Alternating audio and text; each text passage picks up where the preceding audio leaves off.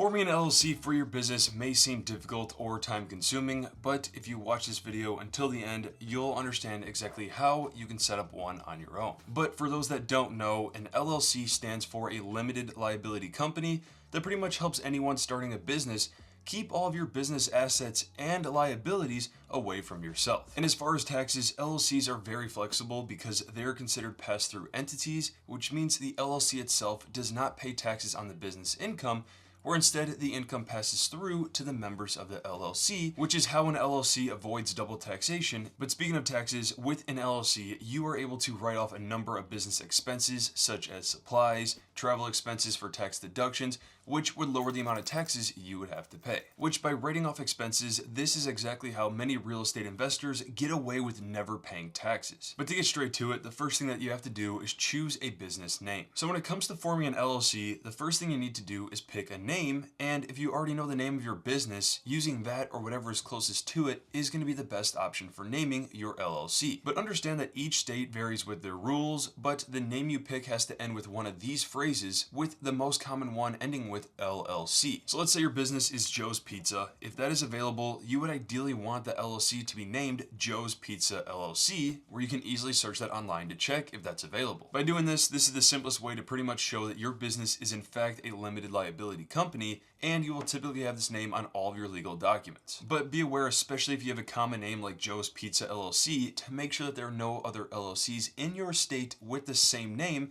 when you file, because if you do, you'll be denied with your application. But knowing that, the next step is to designate a registered agent. Now, a registered agent is an individual or company that acts as the point of contact between business and legal authorities. So if a company were to get sued, authorities want to make sure that there's someone that has been appointed as a recipient for receiving the pending lawsuit. So this person or company will pretty much oversee all legal documents to ensure that they're properly handled for the business. With that noted though, just understand that a registered agent is required in all 50 states and must be named in all formation documents, but know that especially if you're a small business, you can be your own agent. But if you're not living in the state of where you have the business or you travel often, doing this as a registered agent on your own might not be the best idea, as well as if you want more privacy, because the address of an agent becomes a matter of public record. Knowing that, understand that the cost to hire a registered agent typically ranges between $100 to $500 per year. And it is stated that the majority of businesses with under 10 employees typically do not hire registered agents. But just to summarize, the reason why some businesses do hire registered agents is because you don't have to worry about paperwork,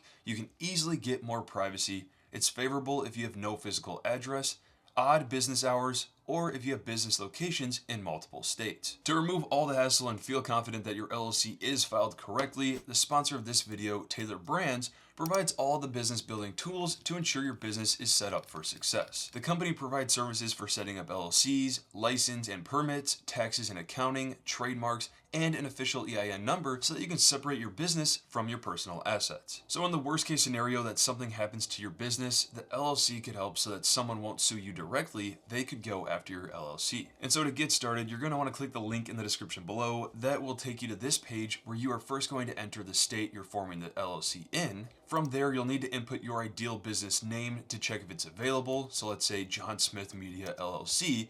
Notice this will not work because it will automatically place LLC at the end of your name, so you don't need to input LLC here. But after that, it will ask you questions about your business. So let's say you're about to launch, you want it as soon as possible. Fill out all the other questions it will ask you about your business, where they will then ask you what services you need help with that could be related to starting the LLC, getting an EIN number, other license and permits, trademarks, taxes and accounting, a business bank account, registered agent, operating agreements, and the needs for your business to maintain compliance. After that, you'll be asked a few more questions about your business, then to input your contact information so that the company can reach out to you with further details. So to easily set up your business with confidence, don't forget to check out the link I have in the description below to learn more and get started with Taylor Brands. But leading off from designating a registered agent, the next step is to file an Articles of Organization. Now, the Articles of Organization is a legal document that is filed through the Secretary of State or other business filing entities that require you to provide basic information about your business,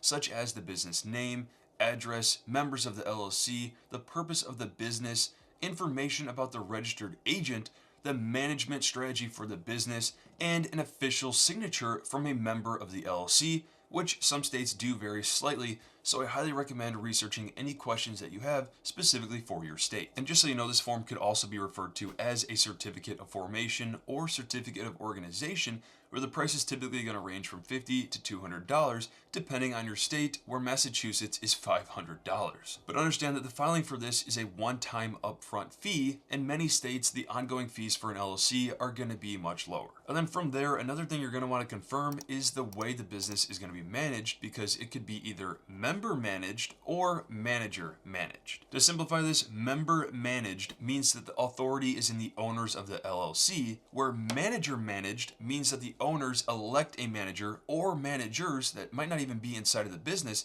to handle day-to-day business decisions. Think of a manager or managers as the board of directors for a corporation. But knowing that, the next step is to create an operating agreement. Now, an operating agreement is a legal document that outlines how your LLC is going to be structured and managed to show through writing the responsibilities among the members, how they're going to contribute to the business, and how the profits are going to be distributed. This can be incredibly important, especially if you end up having issues because of a bad business partner. And especially if you have multiple partners, this is a great way to ensure that you have clear communication about the business and its operations. And even if you're on your own, having something in writing, at least to me, helps me see things more clearly. But understand that only 5 states currently require an operating agreement, which include California, Delaware, Maine, Missouri, and New York, even if you are a single member LLC. But with that, the next step is to get an EIN number. This step is crucial to protect your personal assets away from your business, because this simply acts as a social security number for your company. So the EIN is basically a 9-digit number that identifies your entity for tax and reporting purposes. And the overall benefits of having an EIN number include keeping your personal and business finances separately, opening a business bank account that I'll mention shortly. It discourages personal identity theft, helps establish business credit while adding credibility to your business. And as far as the information required for the EIN, you're going to need the legal name of the individual or entity, its address, and the trade name that you are doing business as. You'll also need the name and tax IDs for those with authority in the business, the type of entity such as LLC, when it was started or acquired,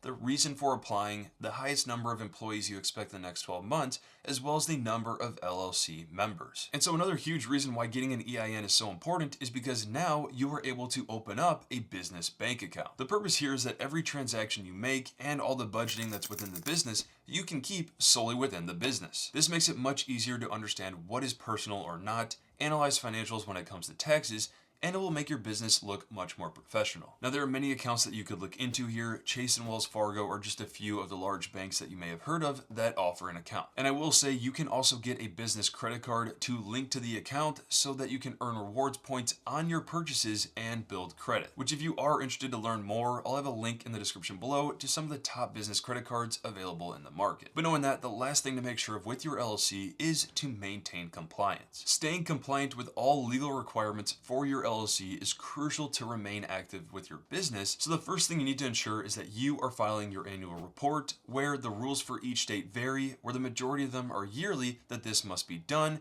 and you can also see the dates vary with each state. And so the price to file your annual report is typically referred to as the annual fee for keeping your LLC active, and the cost for this typically ranges between $10 to $300 depending on your state. Where as of 2025, the average cost in the US is $91, and for many of you, this is going to be the main cost that you'll need to keep track of. Besides the annual report, other things you'll want to make sure you're up to date on include articles of organization, an operating agreement, any license and permits that may be required, and to ensure that all taxes are filed each year properly. With that said, if doing this on your own does seem overwhelming, don't forget to check out the sponsor of this video, Taylor Brands, that I'll have linked in the description below for you to get started. If you have any questions at all, let me know in the comments below, and if you're interested to start a business bank account or credit card, I'll leave direct links to the ones I use in the description below. And as always, don't forget to hit the like, subscribe, and notifications button for future content like this.